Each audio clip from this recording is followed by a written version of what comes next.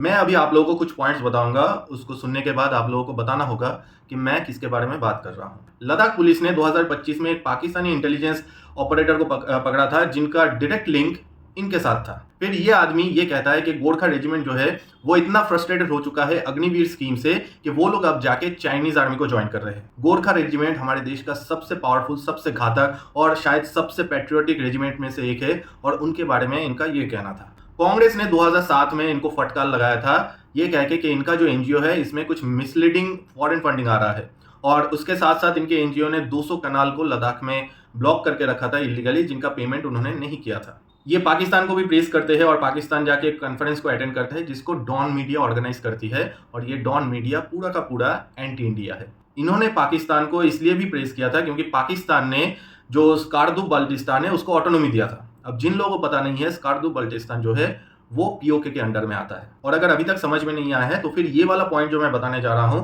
उससे तो आप लोगों को 100% समझ में आ जाएगा। बहुत लोग ये कहते हैं कि 3 इडियट्स में जो आमिर खान का रोल था वो इन्हीं आदमी के ऊपर बना है, लेकिन रिसेंटली आमिर खान ने इसको टोटली डिनाई कर दिया है। उन्होंने ये कहा है कि उसको तो उस टाइम पर कोई पहचानता ही नहीं था, उसके ऊपर ये फिल्म बना ही नहीं है, ये टोटली फेक न्यूज़ है, मतलब एक पीआर टाइप का चला था और इसी वजह से उनको सभी लोग साइंटिस्ट कहते हैं। उनका सबसे बड़ा अचीवमेंट ये कहा जाता है कि आई स्तूपा जो है वो इन्होंने इन्वेंट किया था। अब यहाँ पर भी मैं ये जो पीआर है ना इसको थोड़ा ब्रेक करता हूँ। जो आई स्तूपा है ना वो पहली बार इन्होंने नहीं किसी और ने बनाया था। चेवांग नोडफेल नाम का एक आदमी था जिन्होंने लद्दाख में पहली बार जो आर्टिफिशियल ग्लेशियर है उसका आइडिएशन एंड क्रिएशन किया था और इस वजह से 2015 में इनको पद्मश्री भी मिल चुका था। हाँ, ये जिस बंदे के बारे में मैं बात कर रहा हूँ उन्होंने थोड़ा सा इसमें मॉडिफिकेशन करके इसको और बेहतर बनाया है और आज के टाइम में तो ये सबसे ज्यादा फेमस है सीजेपी प्रोटेस्ट की वजह से। मतलब देख के ऐसा लग रहा है कि सीजेपी प्रोटेस्ट में एक्चुअल प्रोटेस्ट जो है वो यही कर रहे हैं, सब बलिदान यही कर रहे हैं।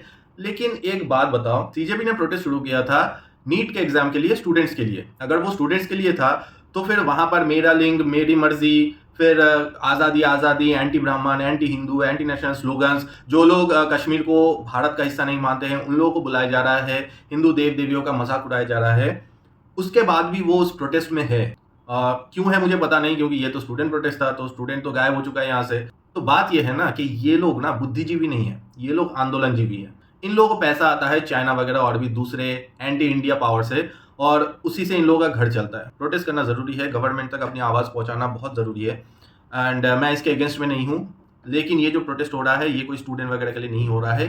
ये जो लेफ्ट लॉबी है ना ये स्लीपर सेल टाइप का है। अगर थोड़ा सा पैसा फेंक के मारते हो ना ये लोग नींद से उठ के फिर से आ जाते हैं काम करने। अभी तक अगर आप लोगों को समझ में आ चुका होगा कि मैं किसके बारे में बात कर रहा था तो फिर आप लोग कमेंट्स में बताना।